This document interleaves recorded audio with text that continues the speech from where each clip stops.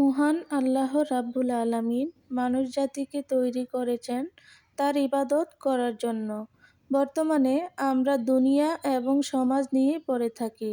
Islamic জ্ঞান আমাদের মধ্যে থাকলে ইহকালীন এবং পরকালীন উভয়ের জন্যই কল্যাণকর হবে। আসসালামু আলাইকুম। মাহে রমজানের শুভেচ্ছা জানিয়ে আজকের ভিডিওটি শুরু করছি। আশা করছি যে যেখানে আছেন তার অবস্থান থেকে খুবই ভালো আছেন। আমিও আলহামদুলিল্লাহ অনেক ভালো আছি। আজকে নতুন আরেকটি রেসিপি হচ্ছে আপনাদের মাঝে শেয়ার করব ব্রয়লার মুরগি আর হচ্ছে আলু। তো চলুন মূল রান্নায় চলে যাই। তো প্রথমে একটা প্যানে পরিমাণ মতো তেল দিয়ে দিলাম। আগে থেকে ব্রয়লার মুরগি আমি লবণ, হলুদ, মরিচ দিয়ে ম্যারিনেট করে রেখেছিলাম। তো এক এক করে কড়াইতে সবগুলো মুরগি দিয়ে দিচ্ছি। তো আজকে একটু ভিন্ন রকম রান্নাটা হচ্ছে কারণ মুরগিগুলো ভেজে রান্না করব। সচরাচর আমি মুরগি ভেজে রান্না করি না। তো আজকে এই রান্নাটি আপনারা উপভোগ করুন। আশা করছি আপনাদের কাছে খুবই ভালো লাগবে। এরকম করে আগের দিনের মা চাচিরা রান্না করতো মুরগি ভেজে। তো এখন দেখা যায় মুরগি ভেজে আর রান্না করা হয় না। তো আজকে আমি ভেজে রান্নাটা করছি।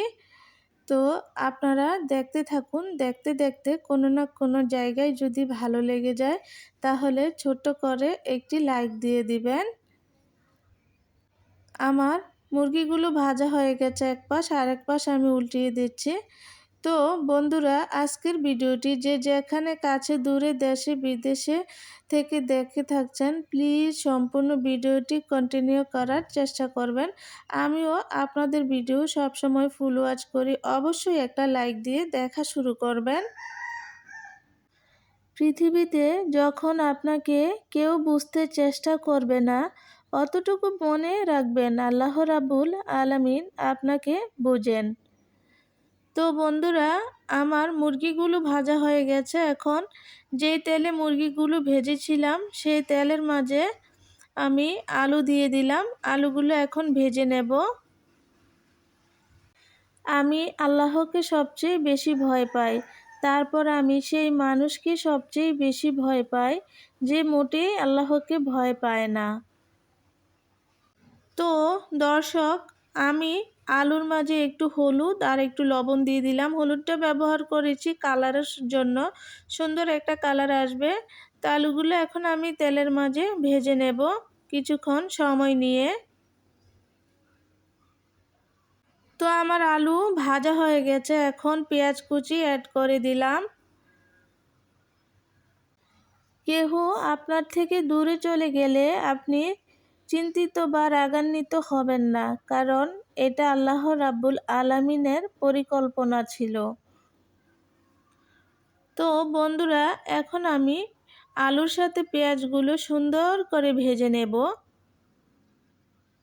চুলার আঁচটা মিডিয়ামে রেখে ভাজতে থাকবো যতক্ষণ না পর্যন্ত পেঁয়াজের কালারটা চেঞ্জ হচ্ছে। তো এই তো বন্ধুরা, আমার পেঁয়াজের কালারটা চেঞ্জ হয়ে গেছে। দেখুন কত সুন্দর করে ভাজা হয়ে গেছে। তো এখন আমি ডিপ ফ্রিজে বরফ করে রেখেছিলাম আদা আর রসুন বাটা। তো এখন দিয়ে দিলাম পরিমাণ মতো, দিয়ে এখন ভালো করে নেড়ে চেড়ে মিক্স করে নেব আলু আর পেঁয়াজের সাথে। ওই ব্যক্তি মুমিন নয় যে মজা নিয়ে এবং তৃপ্তি সহকারে আহার করে অথচ তার আশেপাশে প্রতিবেশী অনাহারে থাকে। কৃপণতা দূর করো, না হলে তোমার আপনজনরা তোমার জন্য লজ্জিত এবং অপমানিত হবে এবং অন্য মানুষ তোমাকে ঘৃণা করবে। মাতা পিতাকে কষ্ট দিবে না। মাতা পিতা যদি তোমাকে তাদের সন্তান সন্ততি ও বিষয় সম্পদ থেকে বঞ্চিত করে দেয়, তারপরও তাদের মনে কষ্ট দিবে না। আল্লাহ রাব্বুল আলামিনের ভয়ে আপনি যে জিনিস ত্যাগ করবেন বা ছেড়ে দিবেন, আল্লাহ রাব্বুল আলামিন আপনাকে তার চেয়েও উত্তম কিছু অবশ্যই আপনাকে দান করবেন। তো বন্ধুরা, আলু, পেঁয়াজ, আদা, রসুন অনেক সুন্দর করে আমি কষিয়ে নিলাম। তারপর এখানে গরম মশলা অ্যাড করে দিয়ে এখন ভালো করে নেড়ে চেড়ে মিক্স করে নেব, কিছুক্ষণ কষিয়ে নেব। রান্নার ফাঁকে ফাঁকে আপনাদেরকে একটু ইসলামিক কথা শোনানোর চেষ্টা করছি। যদি আজকের ভিডিওটি ভালো লেগে থাকে তাহলে অবশ্যই কমেন্ট করে জানাবেন আমাকে, কারণ আপনাদের কমেন্ট পড়তে আমার কাছে খুবই ভালো লাগে। তো কিছুক্ষণ কষানোর পর এখন আগে থেকে ভেজে রাখা মুরগিগুলো দিয়ে দিলাম। দিয়ে এখন ভালো করে নেড়েচেড়ে সবগুলোকে একত্রে কিছুক্ষণ কষিয়ে নেব আমি।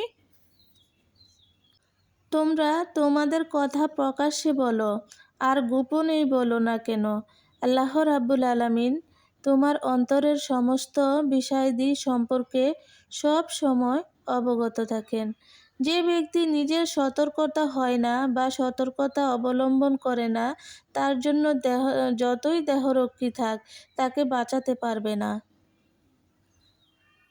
কিছুক্ষণ কষানোর পর এখন পরিমাণ মতো ঝোল দিয়ে দিলাম। ঝোল দিয়ে একটা ঢাকনা দিয়ে ঢেকে কিছুক্ষণ রান্না করব। তো ফিরে আসলাম বন্ধুরা কিছুক্ষণ পর। এখন আমার আলু তারপর মুরগিগুলো সিদ্ধ হয়ে গেছে ভালো মতন। এখন একটা চাট মশলা একটু দিয়ে দিলাম উপর থেকে, দিয়ে ভালো করে এখন নেড়ে চেড়ে আমি কিছুক্ষণ রান্না করে নেব। তো রান্না করা শেষ, দেখুন কালারটা কত সুন্দর এসেছে, দেখতেও কত আকর্ষণীয় হয়েছে। তো আজকের মতো এখানেই বিদায় নিচ্ছি। সবাই ভালো থাকবেন। আল্লাহ হাফেজ।